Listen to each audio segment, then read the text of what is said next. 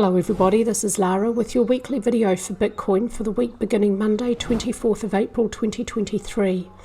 The Elliott wave count for the short to mid-term is changed quite substantially this week. Price was not able to remain above resistance, which was strong at 29,000, and we've got a bearish engulfing candlestick pattern and a little bit of longer term bearish divergence with RSI. I'm moving the degree of labelling up 1 degree. I expect that intermediate 1 was over at the last high and intermediate wave 2 has only just begun. I'll expect it to continue for several more weeks and it may end either 23,788.51 or 2189.14. When intermediate wave 2 is done, then a third wave up at 3 very large degrees, intermediate, primary and cycle, may begin. This wave count for the long term is extremely bullish. I expect the November low from November 2022 of 15,480.69 to be sustained for the very long term now. On the weekly chart, this is the main preferred Elliott wave count. Off to the left of the chart, the high in December 2017 is seen as the end of cycle wave 1. The low in December 2018 lasting bear market lasting a year is seen as cycle wave 2. When 2 ends, 3 begins. Cycle wave 3 may only subdivide as an impulse. Within it, primary waves 1 and 2 look to be complete, and primary wave 3 is still in its early stages. Primary wave 3 may only subdivide as an impulse. Within it, I expect now that intermediate wave 1 is over here and intermediate wave 2 is in its very early stages. Intermediate 2 may last several weeks. Intermediate 1 lasted, I think it's 22 weeks. Intermediate 2 may not be as long lasting. Second wave corrections aren't always as long lasting as their counterpart, first waves. For Bitcoin, not always though. Sometimes they are longer lasting, but they are most commonly brief. That's a tendency, not a rule. So let's expect intermediate 2 to be over in a few weeks, or several weeks, but maybe not as long as 22 weeks. It may not move beyond the start of 1 below 15,480.69. When intermediate wave 2 is complete, then this wave count will be extremely bullish. It will expect the next move up to be a third wave at intermediate degree and primary degree and cycle degree. It's really common for Bitcoins, or so common as to be almost exclusive. Bitcoin's third waves end with vertical movement, blow off tops and volume spikes. The last 2 to 4 weeks of upward movement are the strongest portion of upward movement. Range increases, momentum increases. The fifth wave and third wave impulses, fifth waves are very, very strong indeed. I will expect that's extremely likely to see the end of intermediate 3 and the end of primary 3 and the end of cycle 3. So extremely strong movement at the ends of these third waves. They do tend to start out slowly with basing action over weeks or months. They accelerate through the middle and they explode at the end. Let's take a look at the daily chart. Intermediate wave 1, this high here of minor wave 1 is this point here. So I've reanalyzed the subdivisions within intermediate wave 1 and it does look like a pretty good 5-wave impulse over up here. Minor 1, 2, 3, 4, 5. There's really good alternation. Excuse me, how rude. There's really good alternation between a double zigzag here for minor 2 and a running contracting triangle here for minor wave 4. 5 is shorter than 3 and minor wave 3 is shorter than minor wave 1. When we see an impulse for a first wave for Bitcoin, it is actually not unusual for the fifth wave to be shorter and not the strongest portion, but fifth waves within third wave impulses are most commonly the strongest movement. Not always. Here we have a fifth wave which is the shortest piece of minor wave 3. Within minute wave 3 it is minuet 3 which is the strongest portion of upward movement.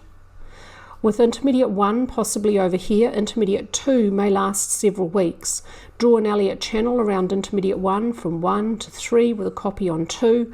Along the way down, I'll expect the lower edge to provide support and initiate a bounce. That may be where minor A ends, and then a bounce for minor B, and then finally minor wave C.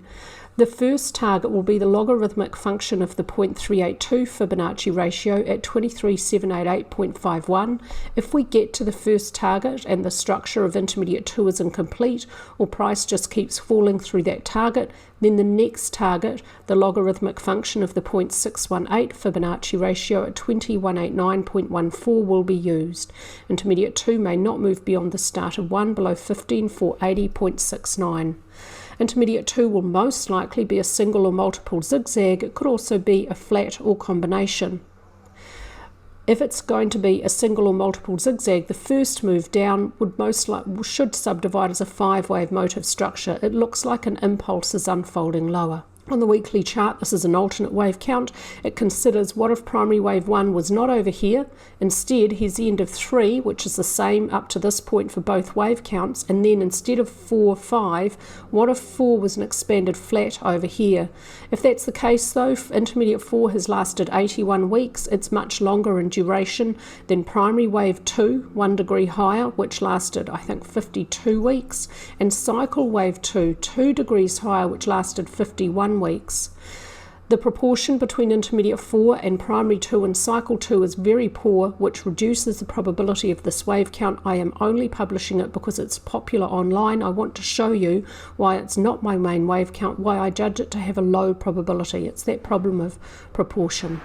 On the weekly chart, we have a bearish engulfing candlestick pattern, which has a little bit of a push from volume. That's a big reason for my change to the wave count. It looks like there may be a reasonable pivot high developing here at the weekly time frame.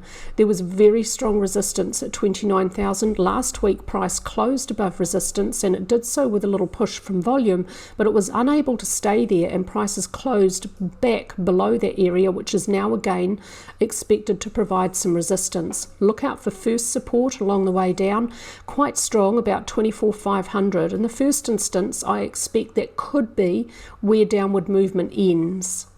A little bit of a push from volume for the bearish engulfing candlestick pattern. On balance, volume is within a weak range. There's no signal this week. ADX still indicating an upward trend in a relatively early stage at this time frame. RSI neutral, money flow neutral. ATR flat as price moves higher, and stochastics returning to neutral.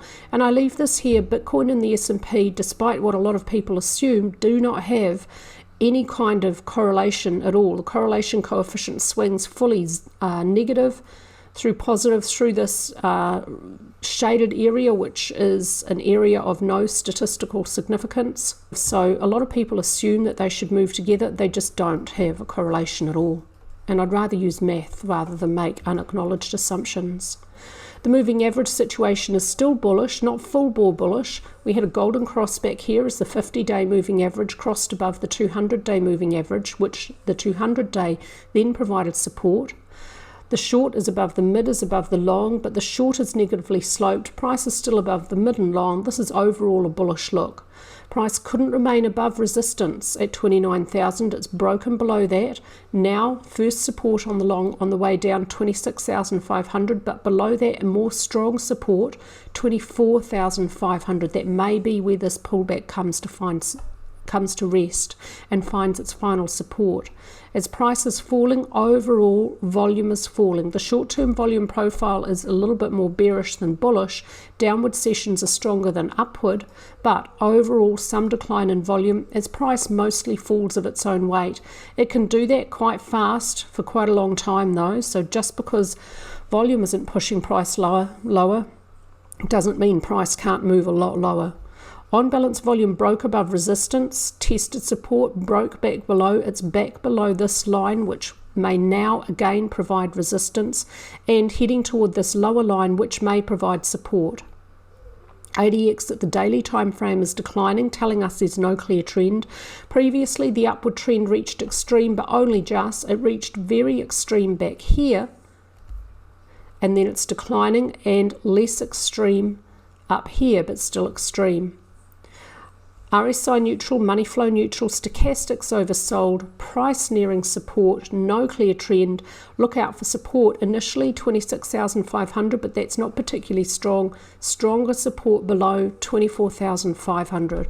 Overall, this chart does offer some support to the Elliott wave analysis, which is now bearish for the short to maybe even midterm.